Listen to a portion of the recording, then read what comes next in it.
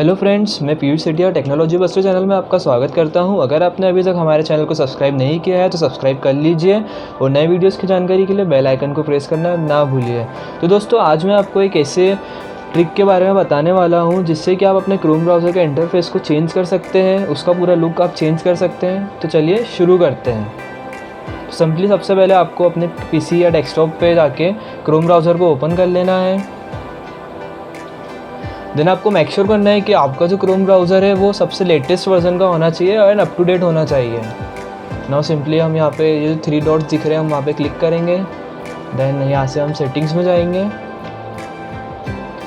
Then यहाँ पे left hand side में आपको दिख रहा होगा जैसे कि यहाँ पे अपीयरेंस बता रहा है, वो अपीयरेंस पे क्लिक करेंगे। देन हम यहाँ पे सिंपली सबसे ऊपर जो थीम का ऑप्शन आ रहा है वहाँ पे हम क्लिक करेंगे।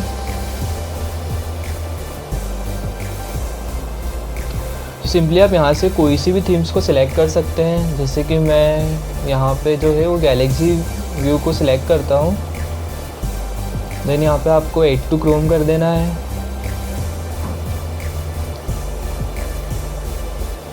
जैसा कि आप देख सकते हैं आपके क्रोम ब्राउज़र में ऐड हो चुका है।